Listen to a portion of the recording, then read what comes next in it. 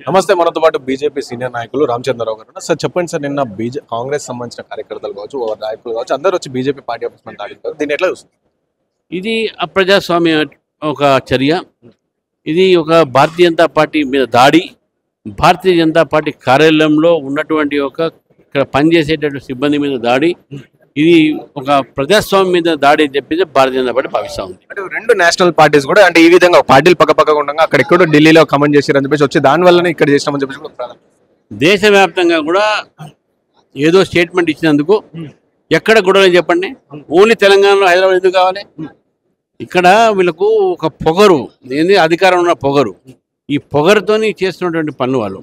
ఈ యొక్క అధికార దురహంకారం ఒకటి, తర్వాత బీజేపీ పెరుగుతుంది కాబట్టి బీజేపీని అణచివేసే ప్రయత్నం చేసే ఒకటి.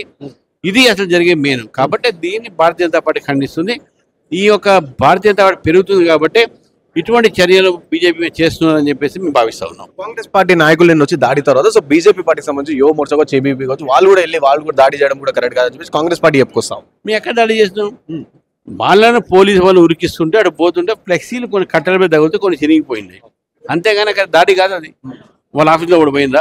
ఆఫీస్లో నాలేసారా? కట్టెలు పట్టుకుని పోయిందా? లేదు కదా. మళ్ళీ ఓన్లీ ఫ్లెక్సీలు ఏదో పోతే కోపం మీద చేసి ఫ్లెక్సీలు చింపినంత మాత్రాన ఇప్పుడు మా పెట్టారు ఏది ఎఫ్ఈజీ, మళ్ళీ దాన్ని ఏమంటారు? కాబట్టి నేను ఏమంటున్నా అంటే ఇవన్నీ కాదు, ఇక్కడ జరిగినప్పుడు రాళ్ళు పట్టుకొచ్చారు, కట్టెలు పట్టుకొచ్చారు, రాళ్ళు లోపల విసేసారు, ఇక దెబ్బలు తాకినాయి, బ్లీడింగ్ అయింది. మా జనరల్ సెక్రటరీ హాస్పిటల్ వేసాడు, మా దళిత మోర్చా లీడర్ హాస్పిటల్ వేసారు. ఏంది దీని కారణం? దాన్ని చూడాలి. కానీ ఏదో పిల్లలు కొంతమంది ఏదో ఫ్లెక్సీలు దింపినందుకు అదే దాడియా? అది ఫ్లెక్సీ దింపి దాడియా? రక్తం కాదు దాడియా? సో దీనికి సంబంధించి ఇక హోంమంత్రి లేరు కాబట్టి ఇది అంటే ఇంటెలిజెన్స్ వ్యవస్థ కూడా ఫెయిల్ అయిందని చెప్పేసి అనుకోవచ్చా? ఇప్పుడు హోంమంత్రి ఎవరైతే ఏంది మాకేంది? వీళ్ళు హోంమంత్రి ఉంటా, పోలీసులను వీళ్ళందరూ మిస్యూజ్ చేస్తారు.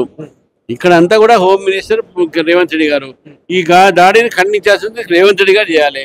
వారు ఇంతవరకు నోరిప్పలేదు. కాబట్టి వారు నోరిప్పి ప్రజాస్వామ్య పద్ధతిలో అందరికీ వారు ఈరోజు క్షమాపణ చెప్పాలి, అపాలజీ చెప్పాలి అని చెప్పి డిమాండ్ చేస్తాం. సో విన్నర్ గా ఎమ్మెల్సీ రామచంద్ర గారు చెప్తున్న పరిస్థితి. సో ఏదైతే నిన్న దాడి జరిగిందో అది అప్రజాస్వామికం అని చెప్పి చెప్తా ఉన్నారు. అండ్ ప్రధానంగా ఎవరైతే హోంమంత్రిగా ఉన్న ఇప్పుడు ప్రస్తుత సీఎం రేవంత్ రెడ్డి గారు కూడా సో దీనిపైన స్పందించి సారీ చెప్పేదాకా మేము వదిలిపోమని చెప్పేసి కూడా రామచంద్రరావు చెప్తున్న పరిస్థితి. Camera person సాయితో రాణం Pratap reporting.